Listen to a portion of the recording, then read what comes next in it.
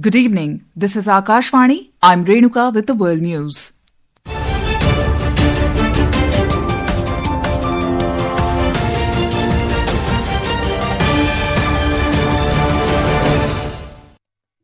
The headlines. European Union to hold emergency meeting in Brussels tonight after US President Donald Trump's tariff over Greenland issue. US ask $1 billion cash from countries to be in Gaza Board of Peace for more than 3 years. 56th World Economic Forum annual meeting set to begin in Davos, Switzerland from tomorrow. In Chile, violent wildfire rages near Concepcion, thousands forced to evacuate. 53rd World Book Fair concludes in New Delhi this evening, and in men's cricket, New Zealand defeat India by 41 runs in third and final ODI. Virat Kohli scores a century.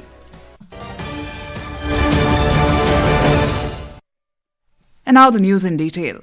The European Union (EU) is set to hold an emergency meeting in Brussels today after US President Donald Trump announced tariffs on 8 European countries over their opposition to a potential American acquisition of Greenland. Ambassadors from all 27 EU member states will deliberate on the issue. A report.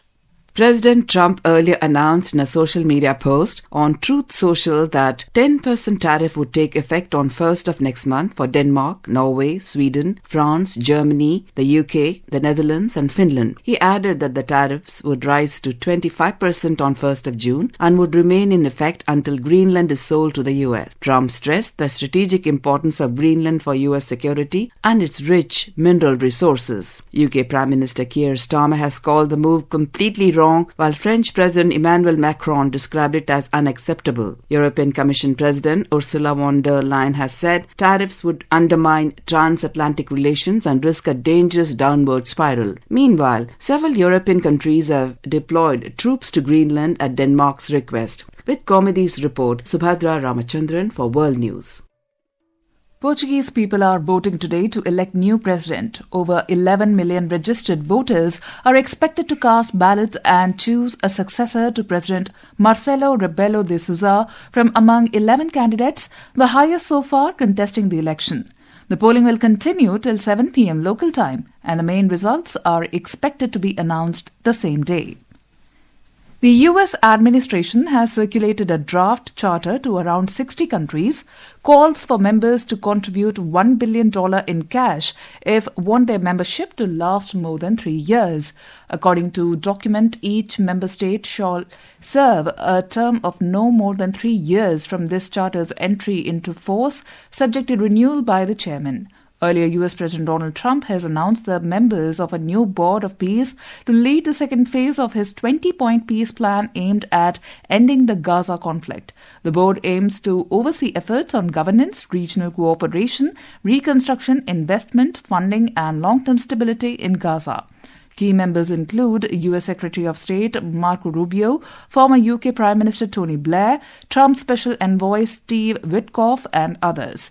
Trump will serve as chairman of the Board of Peace, while senior advisors Arya Lightstone and Josh Grunbaum will manage daily strategy and operations. The announcement follows shortly after the launch of the second phase of the U.S. brokered peace plan. World Economic Forum will begin in Switzerland's Davos from tomorrow. More than 3,000 global leaders are attending the 56th annual meeting in Davos. Over 100 Indian CEOs are in the Swiss town, along with a large government delegation, to take part in the 5-day talkfest. Senior union ministers, including Ashwini Vaishnaw, Prahlad Joshi and K. Ram Mohan Naidu, are expected to participate and also hold bilateral meetings, while chief ministers of Maharashtra, Andhra Pradesh, Madhya Pradesh, Assam and Jharkhand will showcase their respective states for prospective investors. There are pavilions of various state governments as well, including Karnataka, Uttar Pradesh, Kerala and Telangana. This is Akashvani. You are listening to World News. We bring you the top international news and updates from around the globe. A violent wildfire raging near Concepcion in southern Chile has forced the evacuation of more than 20,000 people.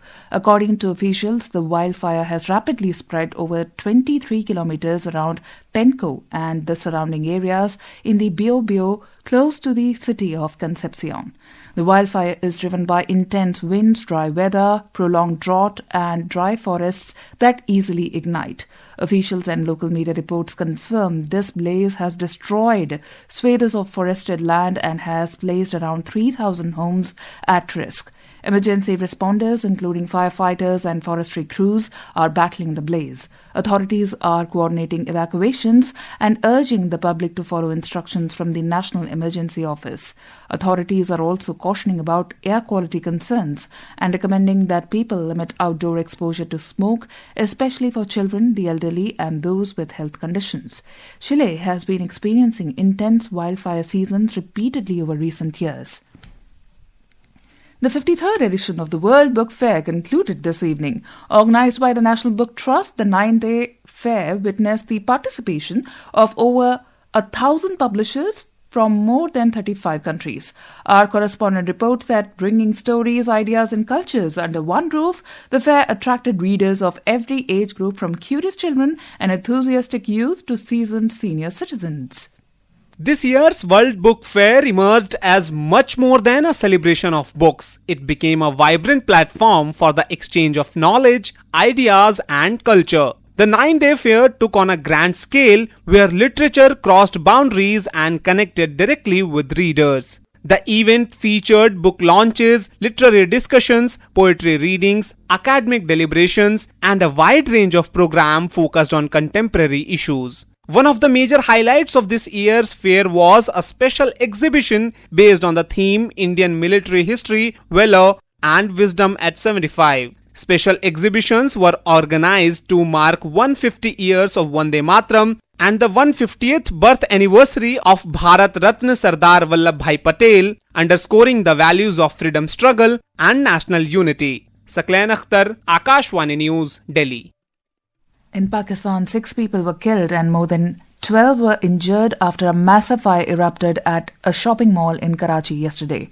Health officials said at least 4 bodies were brought to the Civil Hospital Trauma Centre, while 2 others were taken to the burn ward. Fire brigade officials also expressed concern that some people may still be trapped inside the mall. The Chinese military drone incursion near Taiwan-controlled islands has raised renewed concerns over China's expanding pressure campaign in the South China Sea. According to Taiwan's Ministry of National Defense, a Chinese surveillance drone entered the southwestern section of Taiwan's air defense identification zone yesterday morning and moved towards the Pratas Islands, also known as Dongsha. China is yet to respond to the claims. A leading human rights organization has raised alarm over enforced disappearance of 2 Baloch civilians today as violence targeting civilians continues present across Pakistan's Balochistan. According to Baloch Voice for Justice BVJ, both civilians, Munib Baloch and Mukhtar Abid, was taken from Karan city yesterday. In men's cricket, New Zealand defeat India by 41 runs in third and final ODI at Holkar Stadium in Indore. Chasing the target of 338 set by New Zealand, India were all out for 296 and 46 overs. Virat Kohli fought hard with his gritty 124-run knock-off 108 balls. Earlier put into bat first, the visitors posted 337 for 8 in the stipulated 50 overs in the decisive match.